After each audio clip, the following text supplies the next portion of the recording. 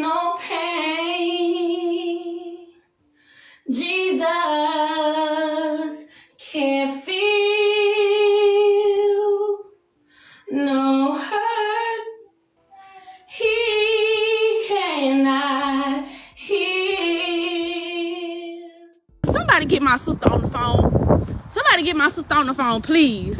Because I need to know this girl mama. Because we got all these police out here. This is your time to shine. Since y'all calling my sister, telling her my sister over here in this ditch over here, or whatever this is, because I can't even see what it is. But since y'all calling her, telling her that my sister is over here, come out here with all these officers out here and give y'all statement. The correct mother. What's going on, Tay, is that some girl called Megan telling her that her mama live across the street from wherever this is going on, a couple of blocks down from this wherever, on Crow Street. He is friends with that boy mama, and that they have my sister down there. And they would not tell us nothing. According to this arrest report, on January 5th, Pensacola police officers learned Kayla Atwood had been missing for 2 days. Now we're learning the driver of that Penske truck, seen through a photo released by PPD, dropped Kayla Atwood off at her home just minutes before a truck arrived that matched the description of one owned by 34-year-old Mikhail Fountain. Just chilling though, ain't doing shit. Just chilling though. You know, just living life, you feel me though? That's all you can do. I ain't got shit going on, just living life, you know what I'm saying? Crazy women and shit, man. You know, try to talk to a motherfucker and do the right shit. Do the right shit. Talk to you socialize, but you can't talk to a socialize. You feel me though?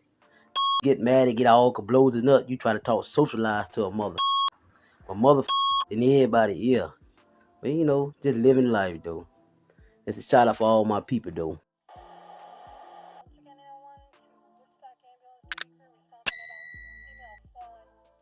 32-year-old Kayla Atwood, a mother of 4, disappeared on January 3rd after dropping her kids off at daycare. According to her family, it was definitely not like her because she would never leave her kids, who were only 11, 7, 3, and 1. Kayla's family said she had been through a lot in her life, but she was a tough girl, and you could see that they were torn up about her disappearance. As detectives investigated where Kayla could be, it would lead to a sinister plot and an obsessed man who barely even knew her. Kayla Atwood was not only a mother, but she was a daughter, sister, and friend. She often spoke on social media on how hard things had been for her, and always spoke of her blessings too as well. She knew how to take the good with the bad.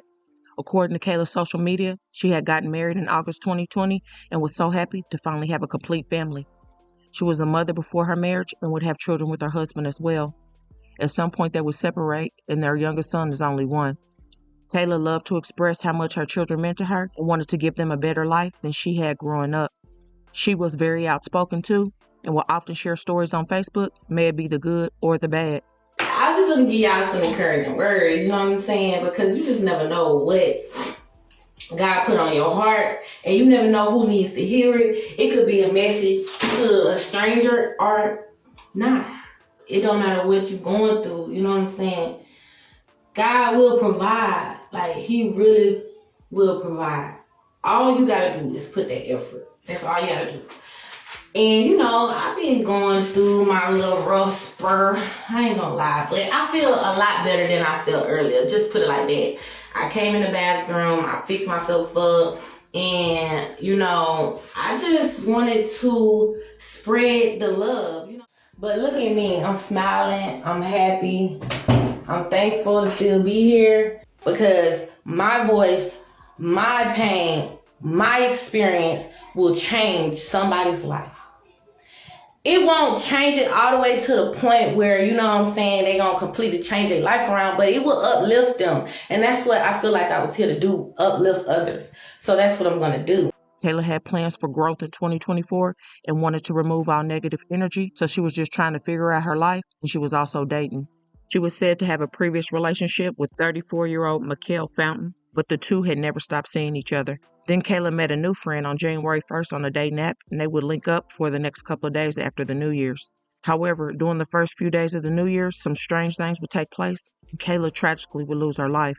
According to the full police report, on January 5th, 2024, officers will respond to 2305 West Belmont Street, Apartment B, in reference to a missing person. Officers discovered that Kayla Atwood had been missing since January 3rd, 2024 at approximately 9 a.m. She was last seen dropping her children off at daycare located at 596 West Fairfield Drive. The daycare staff called Kayla's mother, Linda, when she failed to pick the kids up from daycare that evening. Linda then picked up the two younger children and dropped them off at their home at 2305 West Belmont Street with the two older children. Linda just thought that maybe her daughter was busy and would be home shortly. Later that night, Kayla's sister Elizabeth drove to the house to make sure everything was okay, since her sister still had not contacted the family by phone or social media. Elizabeth went into the home and found the children asleep, but Kayla was still not present.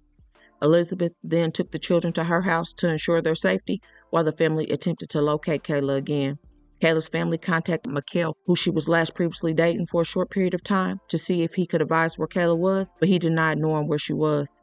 Elizabeth stated that she made contact with Mikhail again in person near Jackson Street. Mikhail initially denied knowing Kayla until Elizabeth confronted him. Mikhail then said he used to sleep around with her, but was not messing with her no longer and hadn't seen her in a while. Kayla's neighbor at 308 North R Street had a Blink security camera facing towards the front of Kayla's address that would have captured all vehicles and people coming and going from her home. When authorities contacted the neighbor, she confirmed that her cameras were operational and saved footage. While authorities were speaking with the neighbors, she mentioned that Mikhail had come over Wednesday morning in a white pickup truck asking to see her camera footage. Kayla's neighbor, who was allegedly good friends with Mikhail's mother, said Michael wanted to see the vehicle that picked up Kayla that morning, which was a Penske truck that Kayla's new friend she met on the dating app drove for work. Remember I said they linked up over the next couple of days after she met him on the 1st of January. After this, Mikhail looked at Kayla's neighbor's surveillance footage. He left and then would come back later that day around 4:30 p.m., this time in a dark colored sedan, and asked to see her camera footage again. The neighbor would tell authorities that Mikhail told her that Kayla had been kidnapped and that he was trying to locate clues to find her. Now, it should be noted, this was prior to Kayla even being reported missing. The detectives then said the owner of the Blink video footage provided the detectives with consent to access the camera recording from the Blink certified media history. It confirmed that on January 3rd, 2024, there was a large number of files deleted from the device that day. The neighbor would tell and advise that they did not delete the camera footage and that Mikhail was the only one that could have done it.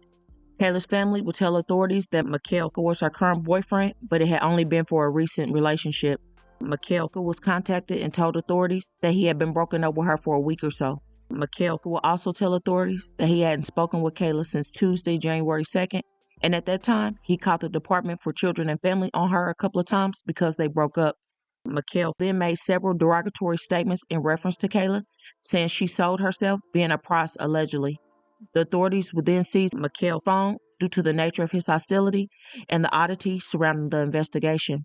He willingly provided the phone to the detectives and the password, but advised that he had deleted all the messages between the two of them.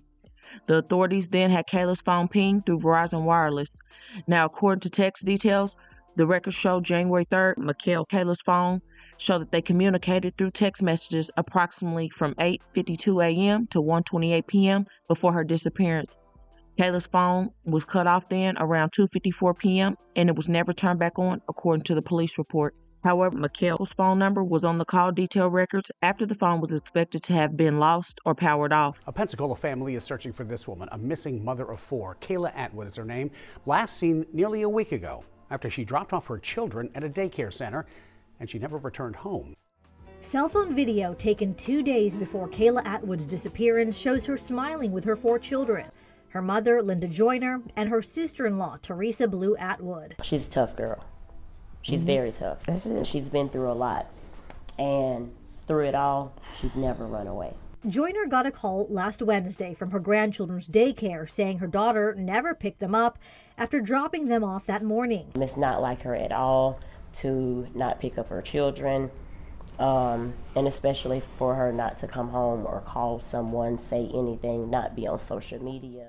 The daycare Kayla dropped her kids off at provided footage that showed a Penske truck arriving on January 2nd to drop off her kids. Staff on site would advise that Mikhail had arrived with Kayla later that day to pick up the children.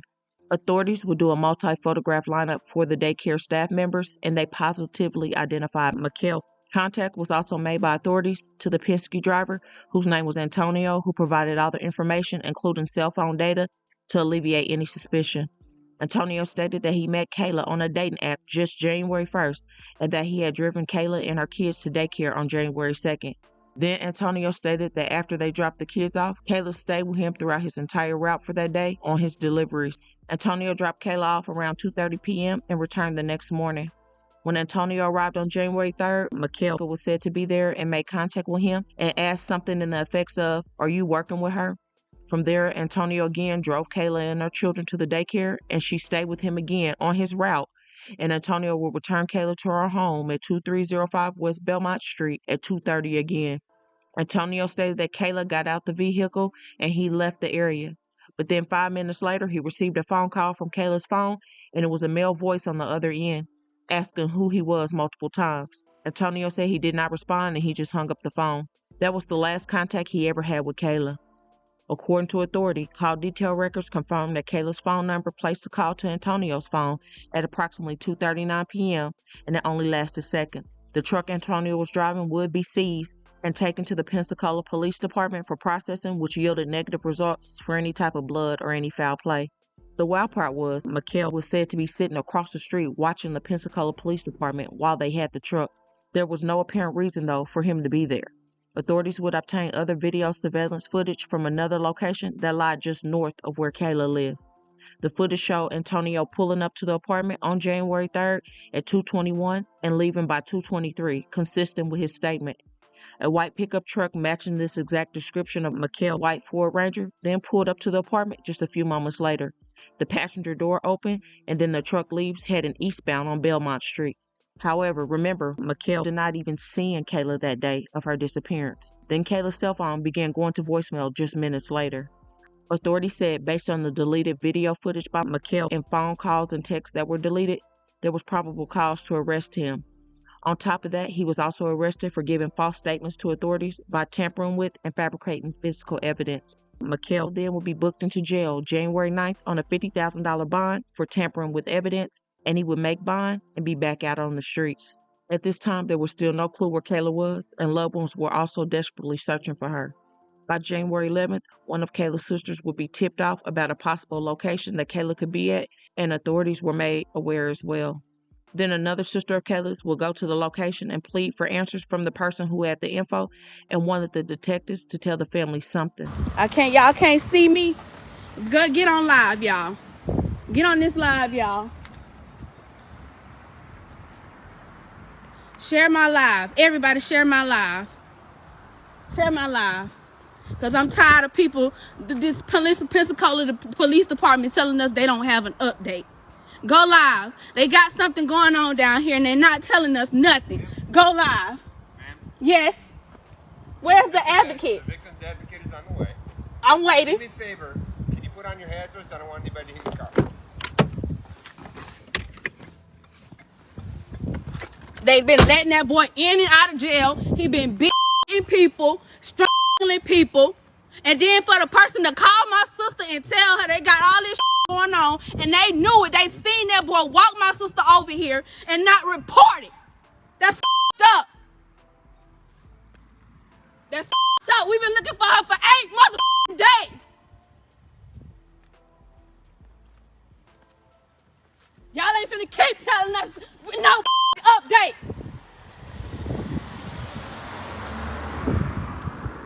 So yeah, all my family can come to mother Pro Road.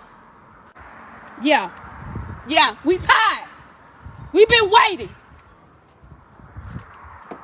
Keep letting that mother crazy mother out of jail, and he's strangling people, beating people. He a menace to society. So we down here, we waiting. And here you go. So whatever girl mama who lived down here on Crow Road that just called my sister, come outside, because we want to talk. We need a statement. And while all y'all sitting up here talking about that girl grandma would have never deleted no film, didn't know, how the y'all know she ain't know? Because what we hearing is that the lady is best friends with the mama. And all the time she'd have been nasty to my mama, she probably knew. She probably knew. And anybody talking about they'll go to war for that grandma, I'll go to war for my sister. Shit, y'all knew that boy was crazy. The bail bondsman knew he was crazy. All y'all knew. Every officer we done came into contact with knew that crazy. That called the police on my sister I don't know how many times last Tuesday in mother DCF. And all them mother said he was crazy. Y'all sitting up there talking about what his grandma would, what they grandma wouldn't do. That's the least of our mother problems. We don't give a about that right now, to be honest. And who is on here talking about is she? Get the off my live. Do you know? Hold on, somebody get my sister on the phone. Somebody get my sister on the phone, please. Cause I need to know this girl mama, cause we got all these police out here. This is your time to shine. Since y'all calling my sister, telling her my sister over here in this ditch over here, or whatever this is, cause I can't even see what it is. But since y'all calling her, telling her that my sister is over here, come out here with all these officers out here and give y'all statement the correct mother. What's going on, Tay, is that some girl called Megan telling her that her mama live across the street from wherever this is going on, a couple of blocks down from this wherever, on Crow Street. He is friends with that boy mama, and that they have my sister down there. And they would not tell us nothing. How you doing? I'm good. So you remember me? I do. Okay, so I'm here to be spokesman from them and y'all. So is that her? As they don't know anything. Okay. Like we haven't, honestly, they have not confirmed anything yet. Once they do, then they will let me know, and they will come out with me. If we do find something, we'll let you know. But we haven't confirmed anything yet. Okay. But as soon as we do, I'm not leaving. You don't have to leave. We're not asking you to leave. We're not asking you to leave, okay? Okay. You don't have to leave. We just want to make sure that they can do what they need to do to get the information you need, okay? So I got flyers. It's easy. We tired of waiting.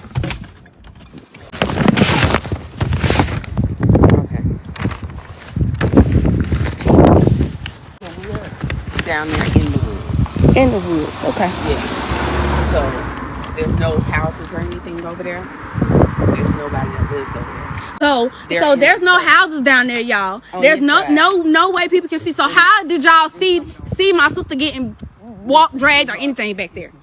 I'm listening, but I'm trying to make a point as well. I know. Look at me. I see you. I do. Are you on live? I am. Okay. I need you to shut that down so me and you can talk. It would be the evening of January 11th, 8 days after Kayla's disappearance, the same night you just saw her sister crying out, that cadaver dogs found Kayla's body in a shallow grave in a wooded area off the side of the road, and evidence pointed to McKell, police said. When they went to rearrest him, they said he hid from them, leading to a resisting arrest charge.